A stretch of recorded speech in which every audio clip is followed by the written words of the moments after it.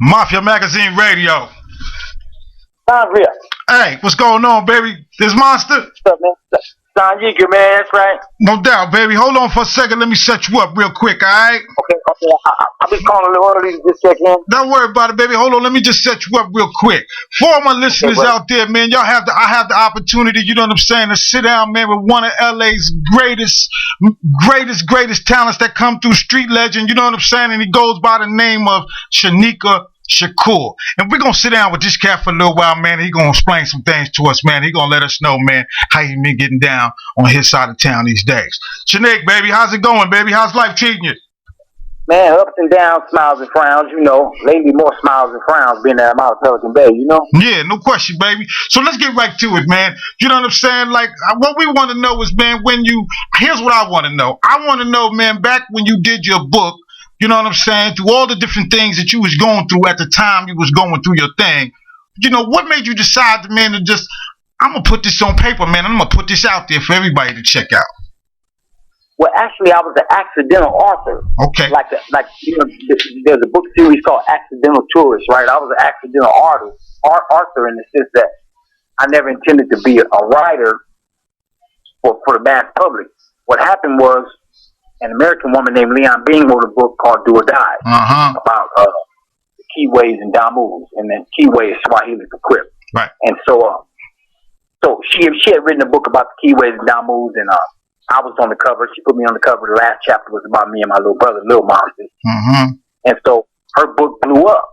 Well, at the same time, I had come down from Pelican Bay to West Valley Detention Center. One of my comrades called me out just so I could use the phone. And she came to see me. And she brought a cat with her named Bill Boyles. All right. And Bill Boyles was working for Newsweek magazine at that time. But he was researching the project he wanted to do called South Central. Right. So she brought him to meet me. And then he encouraged me to write a book. But I was like, man, I barely just learned how to read and write. Right. So I'm not really a book writer. I was thinking like a big old tome. You know what I mean? Right, I couldn't comprehend that. So he said, well, look, why don't you do 25 pages? And I'll turn it over to my partner at Esquire and see if he wants to publish it. So I wrote 25 pages about the most exciting time of my life. Right. When I was 11. The same day I graduated from the 6th grade was the same day I got recruited into my hood. So that was the most exciting day of my life. I graduated 6th grade and I got made. Right? Yeah, so no doubt. That's what I wrote about, my initiation. Right. Well, he gave it to his partner at Esquire. Esquire gave me 10 G's for 25 pages. I was like, wait a minute. I got 7 years for a $40 robbery. Right. And I just got 10 G's for 25 pages wrote with a pencil. That blew my mind, right? So it was like, I mean, it was a no-brainer. After that, it was like, okay, this generates revenue. But I ain't never been no revenue-orientated cat. I ain't never been no hustler or nothing. Right. I was always a shooter. You know, I was a combatant. Right. No, my thing wasn't money. Never was. Straight soldier. I never held on to nothing for 6 months my whole life. Right, no doubt. Things come and go with me, right? So my point in saying all that is, to make a long story short, is I was cajoled into writing because I felt people. I didn't really. I'm not gonna sit here and lie and say I felt altruistic in the sense that I wanted to help people. Right. At first. Right. I just really wanted to exercise my demons. Right. Because they had been whooping on me for a while. No doubt. The tragic. And here's an opportunity. Right, and here's an opportunity for you to shine. You know what I'm saying? So I imagine at that point in your life, you know what I'm saying, all that was factored in.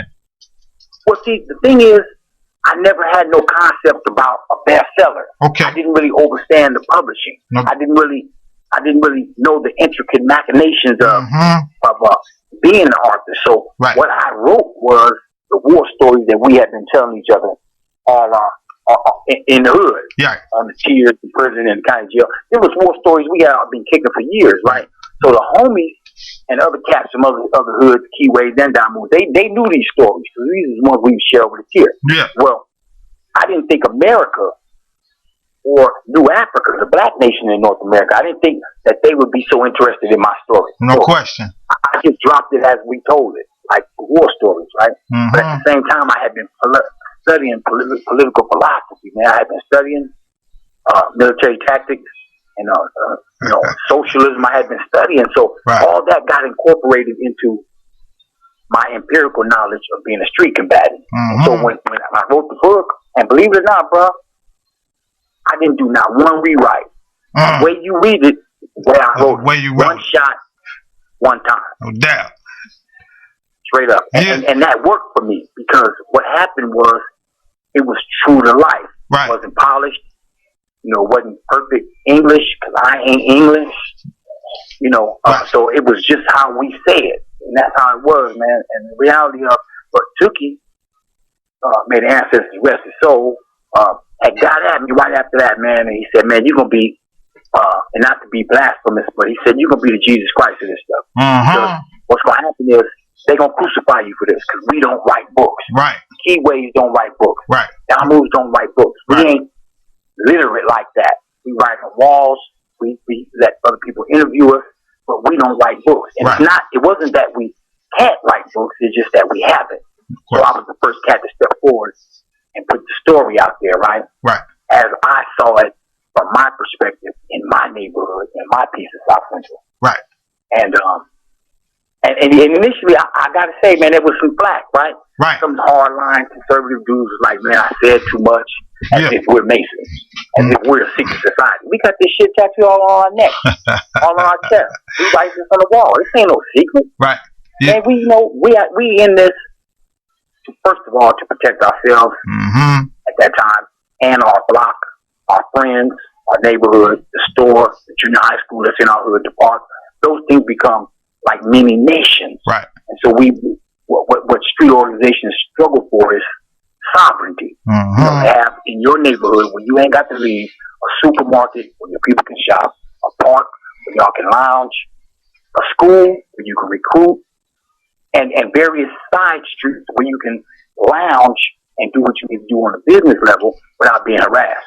No question. So nations function like mini states in that sense. They colonize territory. Well, so my point was, I wasn't really in it to shine either, man, because I was already a ghetto star. By the time, by 92, when I started writing that book, I was already on top of my game. I had cut and killed my way to the top. I was a G. No question. So that was enough for me, because while we ain't a secret society, we are a society with secrets. And a lot of times our secrets are open in the sense that it's a nod and a wink that everybody knows who the hitters are. And so that's how it was with us. And so, I was on top of that heap. I was one of the hitters, right? So the things that I wrote about were things that we'd already been convicted about, or things that that were so obscured that they couldn't be, disentangled to capture anybody. But I wanted to keep the story true and pure. I wanted to show the tragic comedy of our lives. And the tragic comedy is that, first and foremost, we're not in control of our destiny. And as a consequence of us collectively not being in control of our destiny, our interests are being pulled this way and that way by various, powerful groups that don't have our best interests at heart. So we get played out of pocket. So street organizations, believe it or not, are resistance to that. Now, resistance, albeit in a retarded sense, in the sense that we become cannibalistic and start eating on ourselves.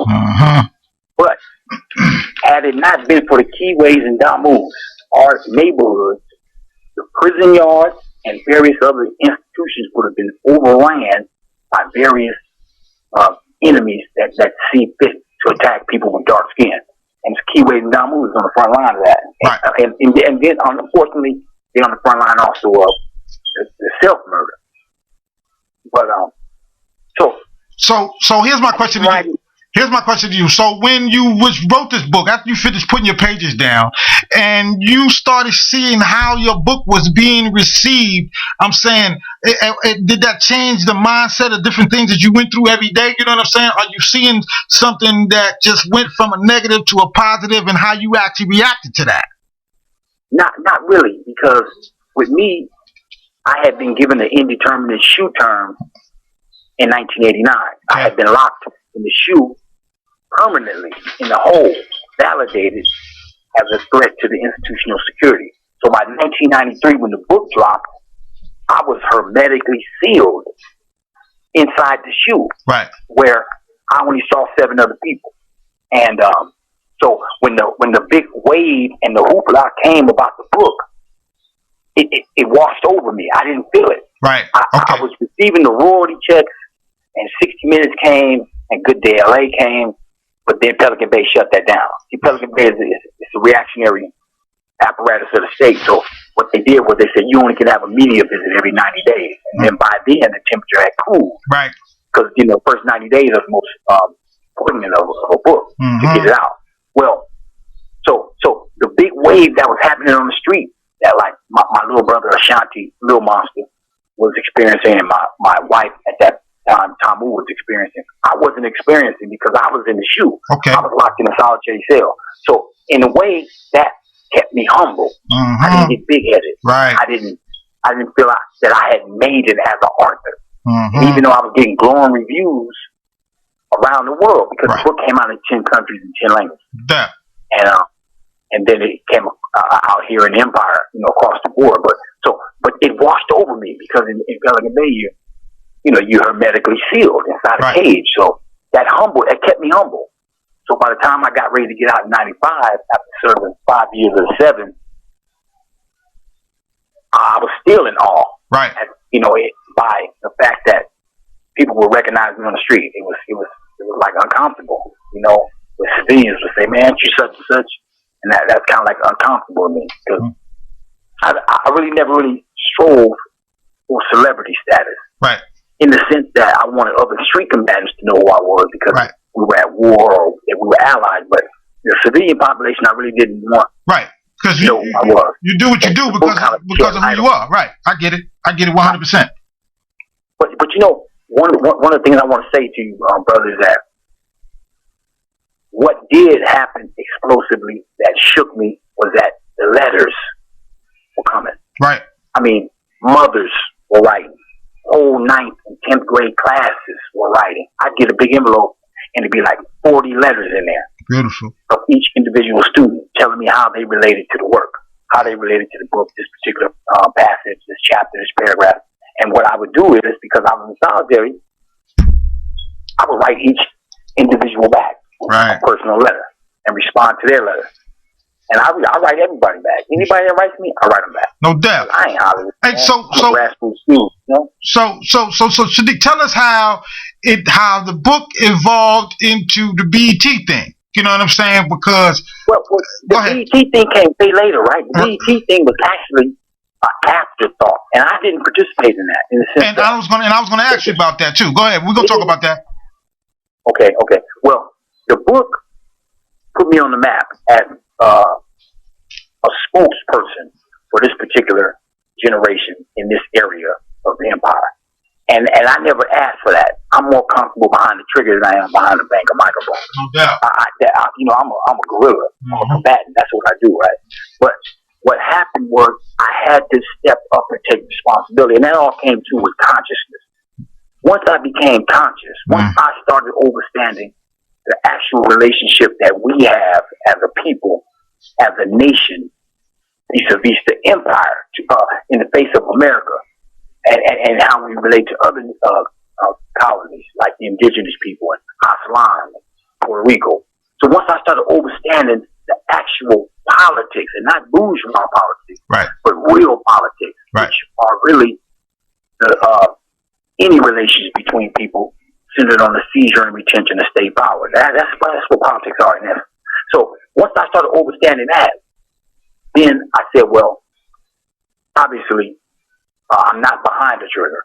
So I have to step up in the capacity that I'm in and apply this line. And the line, the ideology, the philosophy, the theory, of course, was the New African Independence Movement, the African Revolutionary Nationalism. And that's the line I chose. That's the line that chose me. That's the line I think is correct. And that's the line I push. So all that went into it. And so what I saw as being a street combatant and us trying to create these little mini nations, which are parasitical little cliques, quote unquote gangs, that was actually a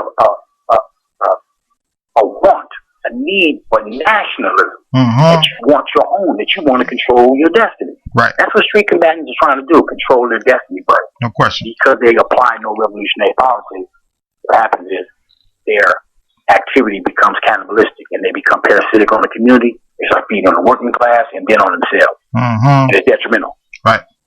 So, and now, as I explain this to you and to the people, I consider myself an actual street organization expert.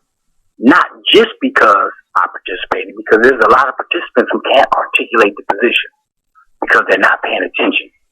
And if you don't fuse your overstanding with revolutionary politics, you'll never understand the actual reason why street organizations exist, why there's a need for them to exist, and why they will continue to exist. See, because people bring street organizations into existence because they feel there's a need for them to exist. Fear. Right. Man, humans have, the actual struggle is between humans and the elements. How do we stay clothed? How do we stay fed? How do we stay sheltered? That's what the actual struggle is. But what happens is capitalism or some nefarious quote-unquote socialists who call themselves socialists, like the former empires, Soviet Union, which they were capitalists in drag. They weren't communists at all. But my point is, when there's a colonization by a superpower on your nation, then when there's an oppression from the top, what happens is, like, if you step on a pack of mayonnaise, it's going to burst, and you're not going to know where it's going to squirt. Right. No And question. that's what happens with oppression. Oppression breeds resistance, but that doesn't mean the resistance is going to be positive. So what happens with street organizations, they exist primarily as a consequence of that oppression, and then they become negative. And you hear cats, man, talking about Crips started, it was community revolution in progress, and that's not true. Right. All you got to do is read Tookie's book, From the Horse's Mouth. It wasn't 69, it was September 71. And the name came about haphazardly. That it was initially Cribs, Cribs. Okay. And then an Asian woman, this is from Tookie's own book, reported a crime and said the dude who did it had a cane and he was one of the cripples. So that name just became part of the social fabric. Right. And then, and it was unique. Nobody had took cripple and just shortened it to crip. Right. So it was one of those new African things, like we use ebonics, man, and we just create words and situations. And so it caught on. But what had happened, and this is what we got to understand about the Keyways and the Damos, they came into existence on the fumes, the vapors of the collapse and dissemination of the Black Liberation Movement. Had the Black Liberation Movement not first faltered from its own internal weaknesses and then been secondarily smashed by the government, if our vanguard had survived intact, if Huey hadn't lost his damn mind and took the party in another direction, Keyways and Damos would have been Panthers. Tookie and Raymond and all these cats, they'd have been Panthers, and I would have been a Panther, or member of the Black Liberation Army, right, or some other form of revolutionary struggle. But what happened was the vanguard got defeated. Right. SANYIKA, let me ask you a question really quick. As you speaking to me, it's something that's kind of popping and jumping around in my head, and I need to ask this. As you was coming up through all of the things that you were explaining to me and to the people right now, my question to you is, because you're taking it way back, and I truly want to hear more. Who did you emulate? Who did you see in your eye that, whether they're negative or positive, who was the one that you thought that you can be like or be better than? Because we all come up with somebody, you know what I'm saying? We all got our eye on somebody as youngsters coming up doing the things we do. For me, it was Tookie. Okay. Because my mother, and she didn't understand this. She didn't know what she didn't know what was going on. But when we moved